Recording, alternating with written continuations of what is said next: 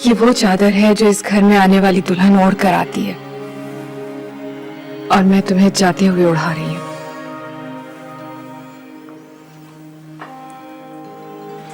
मेरा इस चादर का शायद यही ताल्लुक बनता है। मुझे ऐसा लगता है जैसे मैंने तुम्हारे साथ कुछ अच्छा सलूक नहीं किया। तुम्हारी जगह मैं होती तो शायद मैं भी ऐसा ही करती। इसमें तुम्हारा कोई कसूर नहीं। तुम तो खुद मजबूर थी, और मैंने तुम्हें और भी परेशान किया। कसूर ना तुम्हारा था ना मेरा, और शायद ना फैज का। इसलिए हमें एक दूसरे को माफ कर देना चाहिए, क्योंकि हम अपने इख्तियार में हैं ही नहीं।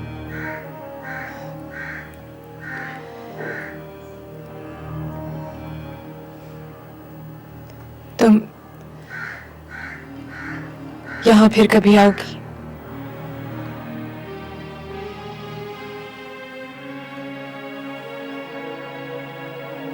नहीं।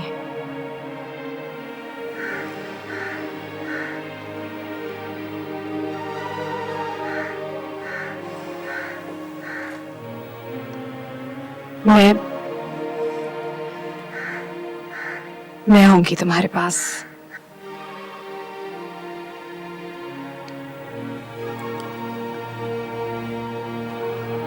मैं इंतजार करूंगी।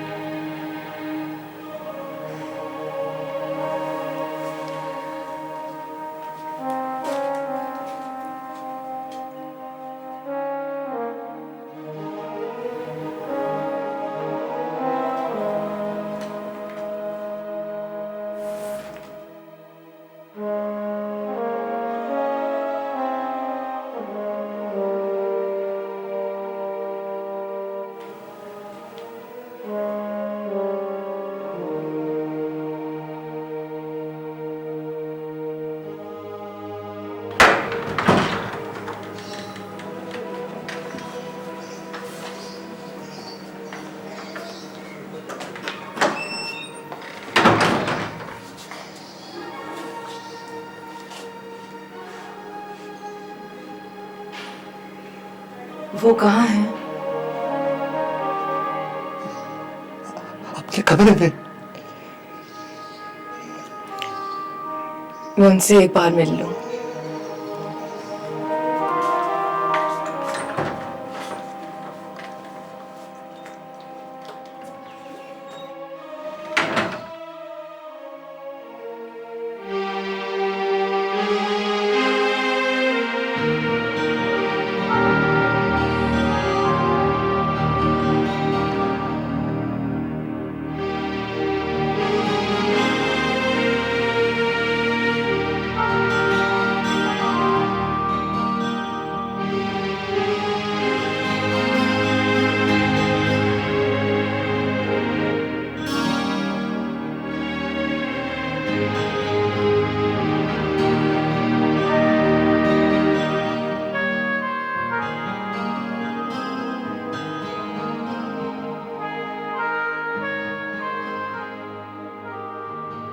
एक शौहर ना सहे, एक सरदार की रिवायत का तो ख्याल रखा होता।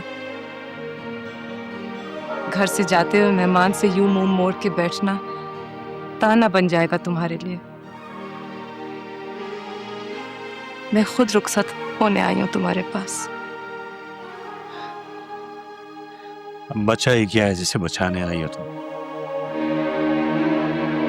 जहां गुफ्तगू खत्म होती वहीं से तुम क्यों शुरू करते हो बार बार? शुरू मैं नहीं करता ताजवर्ष, शुरुआत हमेशा तुम ही करती है। क्यों? क्या किया मैंने? हमारी बेटी ने समन भेजा है, फोर्ट में मिलना चाहती है तुमसे।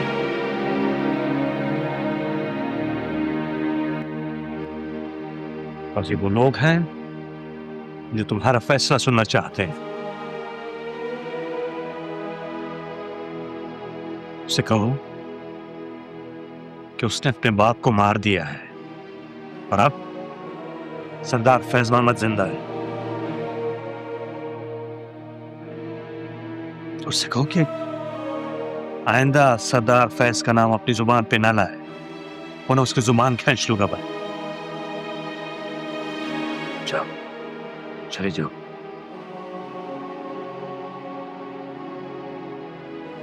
नहीं फैज, मैं यहां से अदालत जाऊंगी और मुझे जो कुछ कहना है मैं वहां कहूंगी, ताकि वो फैसला एक कानून बन जाए तुम्हारे और मेरे बीच।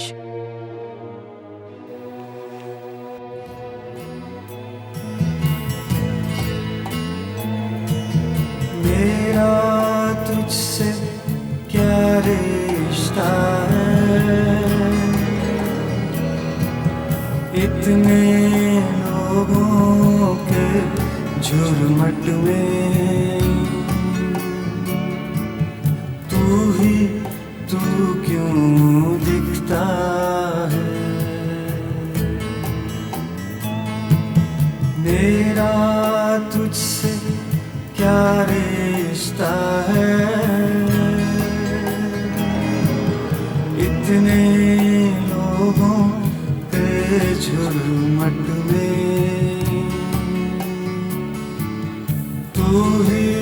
तू क्यों दिखता है। मेरी खुशियों की छाया में तेरा गम क्यों जलता है।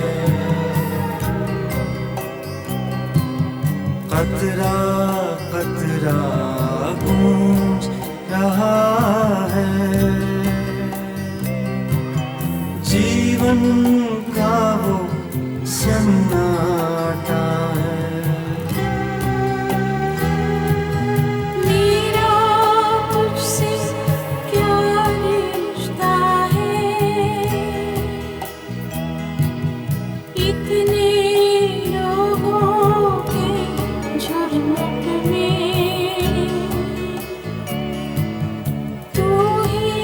तू क्यों दिखता है। मंजर मंजर तेरा चेहरा और कहाँ कुछ दिखता है। ज़ात की टूटी सीढ़ी पर तुझको बैठ के सोचा है। तेरी आहट के दर पर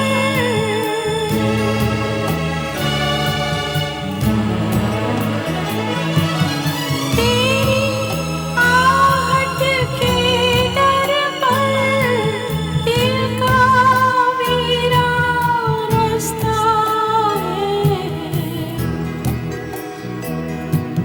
मेरा तुझसे क्या रिश्ता है,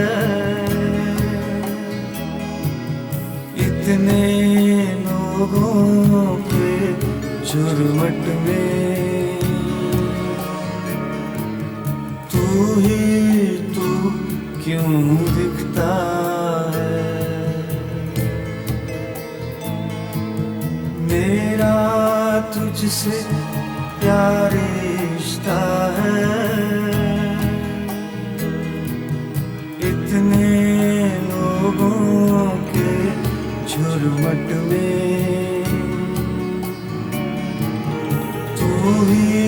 तू क्यों दिखता है।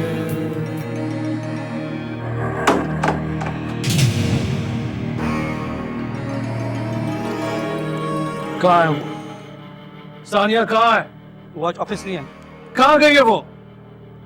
मालूम नहीं। कैसे मालूम?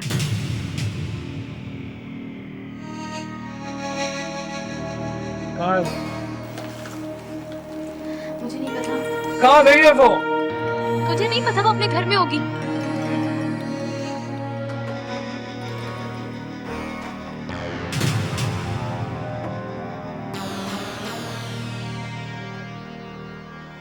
तुम लोग यहीं ठहरो, जैसे ही वो आए उसको बिठा कर रखना और मुझे इतना देना।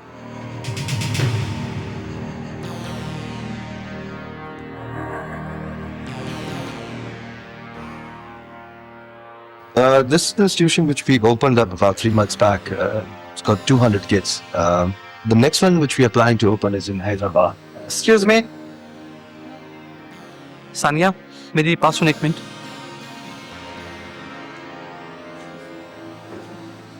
So this is a very good project which we are, because all the kids there, they're mostly uneducated.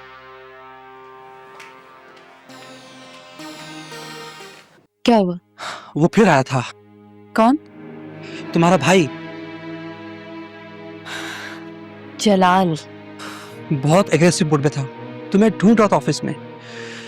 अपने तुम्हारे लिए अपने गार्ड बिठा के चला गया है। मैं बहुत मुश्किल से निकल कर आया हूँ और हो सकता है यहीं पर आ जाए। ठीक है, आने दो उसे यहाँ, देखेंगे क्या कर लेता है वो। तुम तो देखोगी ही, साथ में ये लोग भी देखेंगे। उसके इरादे ठीक नहीं थे। तो क्या करेगा वो? और कुछ नहीं कर सके, सारा इंप्रेशन तो खराब कर देगा हमारा पहले ही एक प्रोजेक्ट। ठीक है, क्या बात है, क्या हुआ? कुछ नहीं, तुम जाके उन्हें अटेंड करो। तुम भी यहाँ।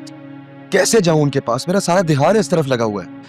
जलाल आया था ऑफिस में, एक हंगामा मचाया उसने।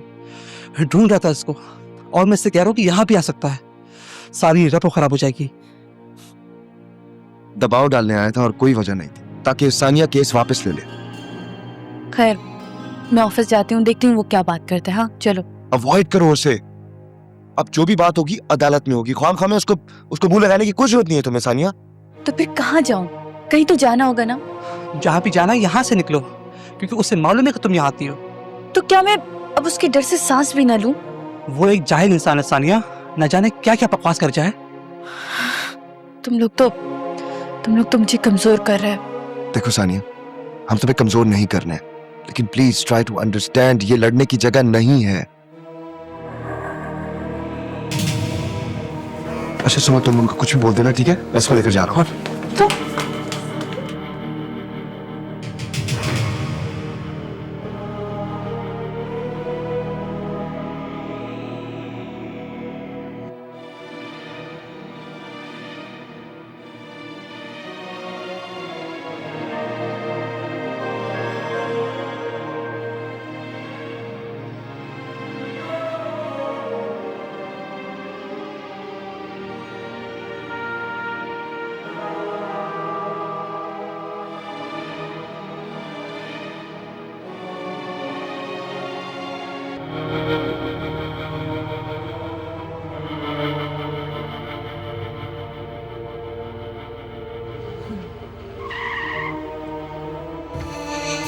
क्या करें?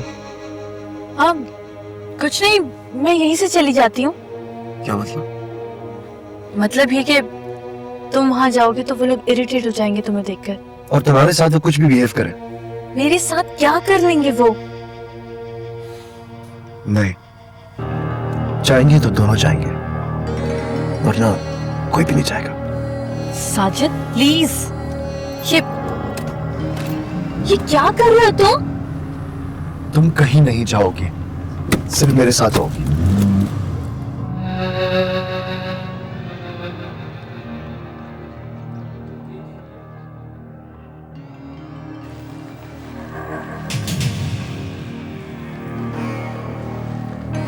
रोज कितने बजे आती है? जल्दी आ जाती है जी। आज मुसीबत ने देर कर दी। साहब जी, और जी मेरी बच्ची अकेली है घर पे, चली जाओ। जब तक वो नहीं आएगी तुम यहीं रहोगी, और कोई बकवास मत करना मुझसे। अच्छा जी।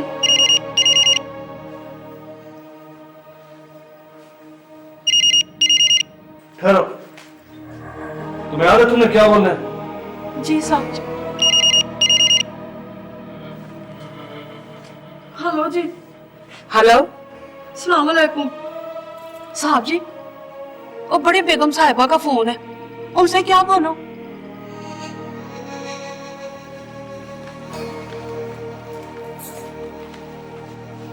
हेलो हेलो, कौन? जलाल, तुम क्या कर रहे हो यहाँ? मैं तुम्हारी बेटी को लेने आया हूँ ताकि उसे भी तुम्हारे पास पहुंचा दूं। देखो जलाल, तुम सानिया को कुछ नहीं कहोगे। कुछ नहीं कहूंगा उससे। वो ऐसे भी कहने सुनने को रह क्या गया है। तुम्हें जो बात करनी है तुम मुझसे आके करो। अब वही आकर करेगी जो बात करनी होगी तुमसे। तुम अपने बाप को परेशान करोगे और कुछ नहीं। मेरे बाप की परेशानी खत्म हो जाएगी क्योंकि वो सानिया की वजह से परेशान है। देखो जलाल, इसका केस कोर्ट में है। अगर तुमने सानिया को हाथ भी लगाया, तुम्हें पता है क्या सजा तुम्हें मिल सकती है? मुझे अपनी सजा की कोई परवाह नहीं। मैं केस कोर्ट में जाने नहीं दूंगा, कभी भी नहीं। तुम कोर्ट में जाने से किसी को नहीं रोक सकते। मैं रोक सकता हूँ क्योंकि हमारी खानदान की औरत मर तो सकती है लेकिन कोर्ट नहीं जा सकती।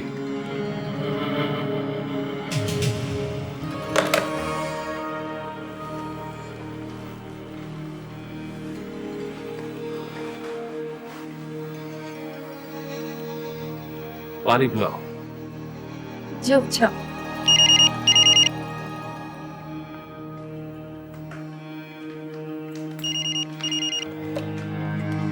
हेलो। जी जी बीबी जी जी जी। क्या बोल रही थी?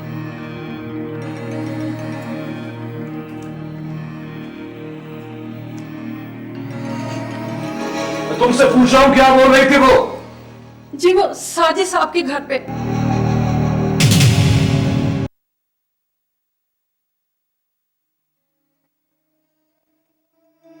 हाँ very Karim. Smell is good. अच्छा करीम, सब कुछ तैयार हो गया? अच्छा कैसा है? बड़े नादान नहीं है साहब। रियली? और क्या मैं आपसे झूठ बोलूंगा साहब? पता नहीं करीम, सानिया को पसंद भी आएगा कि नहीं? दूर आएगी पसंद साहब। लज्जत तो खुलूस में होती है साहब, खाने में थोड़ी होती है। खाना तो हर कोई बना लेता है लेकिन लज्जत किसी किसी हाथ में होती है। अच्छा, तो इसका मतलब है खाने वाले के साथ साथ खाने पकाने वाले का भी मुखलिस होना जरूरी है। खाने वाले भी मुखलिस है साहब, आप फिक्र मत करें। क्या मतलब? आपकी उम्र का तजुर्बा है साहब, एक निगाह में सब मालूम हो जाता है। तो क्या मालूम हुआ तुम्हें? बहुत प्यारी बच्ची है साहब, माशाअल्लाह। बस यही मालूम हुआ है? अरे नहीं साहब, मालूम तो बहुत कुछ हुआ है। वो भी इस किचन में तमाम उम्र खाना पकाना चाहती है आपके लिए, खुलूस से, नियत से। उसने बना लिया खाना मेरे लिए? जरूर बनाएगी साहब, जरूर बनाएगी। हर औरत अपने शौहर के लिए खाना बनाना चाहती है, शर्त यह है कि मोहब्बत हो बीच में। इसका मतलब है करीम फिर तो जरूर खाना बनाएगी। अच्छा एक काम करो, आपके जल्दी से उसको खाना निकाल के दे दो, ठीक है? क्योंकि बेचारी ने दोपहर को कुछ भी नहीं खाया। और एक और चीज, डैडी से बचकर, डैडी को ना पता चले, ठीक है? और सानी से ये कहना कि मैं अभी डैडी के साथ खाना खा रहा हूँ और वो अकेले खा, ठीक, राइट? एंड स्वीट डिश, कहना स्वीट डिश हम दोनों मिलकर खाएंगे, ठीक है? ओके।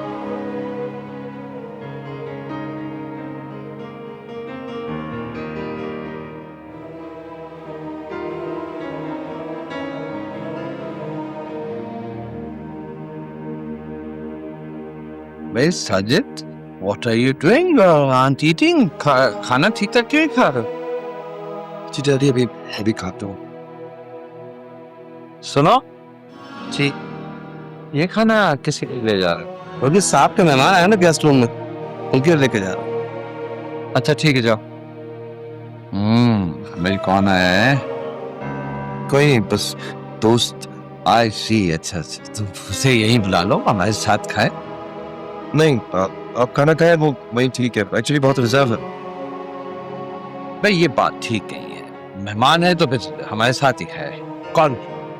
अच्छा ऐसा कहना, आप खाना खाएं। एक और बात, आपने टैबलेट लेनी है अपने खाने के बाद?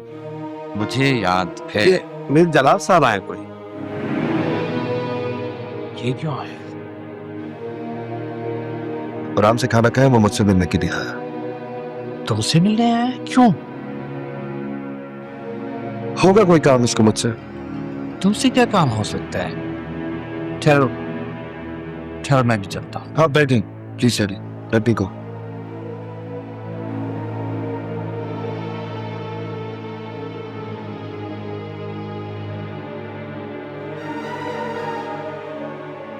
I must call the police to be on the safe side.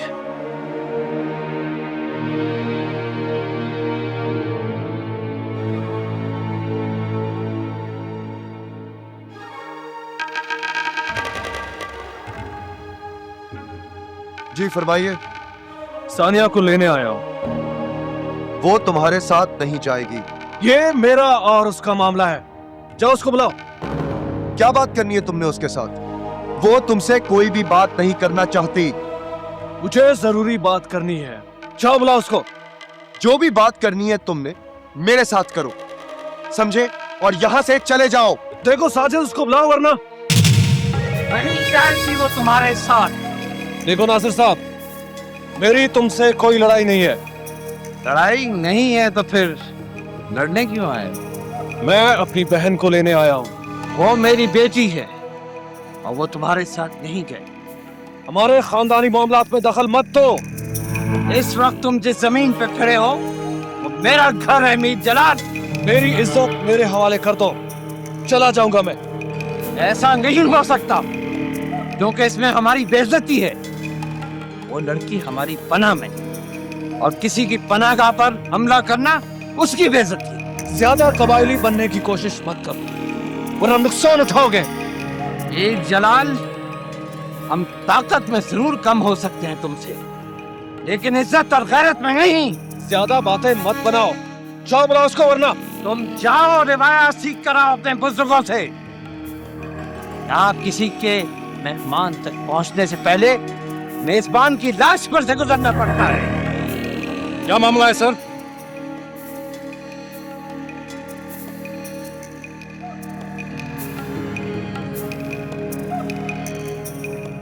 नहीं SHO साहब, ऐसी कोई बात नहीं। मैं समझा कि शायद हमारे घर पर हमला हो गया है, लेकिन हमारे मेहरबान मीर जलाल साहब का यही अंदाज होता है आने का। मैं फिर आऊंगा।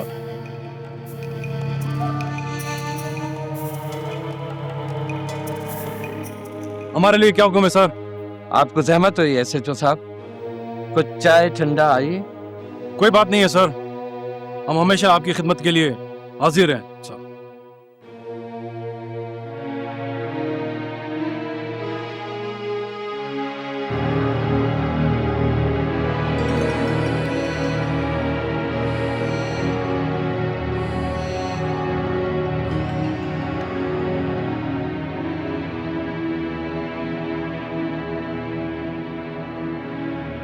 पगले, तुमने मुझसे ये सब कुछ इसलिए छुपाया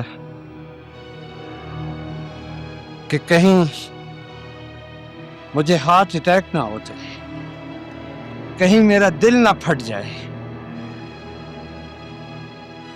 ये दिल फटता है तो इसे फट जाने दो। ऐसे दिल का क्या फायदा जो सिर्फ अपने लिए धड़कता हो।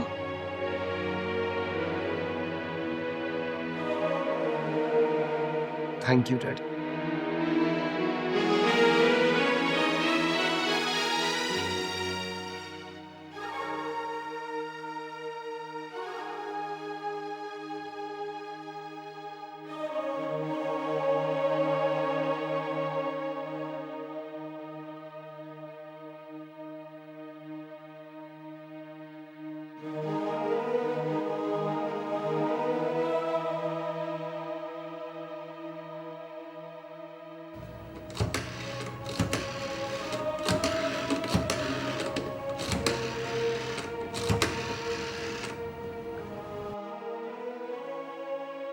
हेलो हेलो, हाँ गुलाम मोहम्मद बोल रहा हूँ।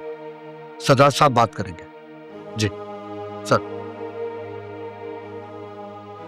मैंने मना किया था तुमको शहर जाने से, क्या करे हो तुम? आपने मुझे शहर जाने से मना किया, इसीलिए तो वो आपको शहर बुला रही है कोर्ट में। तुम्हें परेशान होने की जरूरत नहीं है जलाल, जरूरत है बाबा जान, जरूरत है, क्योंकि इस खानदान की इज्जत के लिए कोई और परेशान नहीं। बकवास बंद करो और फौरन यहाँ आ जाओ। नहीं बाबा, अब आप मेरा हाथ नहीं रोकेंगे। करना क्या चाहते हो? मैं अपने खानदान की इज्जत को कटहरे में जाने नहीं दूंगा बाबा जान, चाहे इसमें मेरी जान चली जाए या फिर किसी और की। गुलामत, फौरन शहर जाके वो घर उसके लिए जेल बना दो। जब तक पेशी नहीं हो जाती वो बाहर ना निकल सके।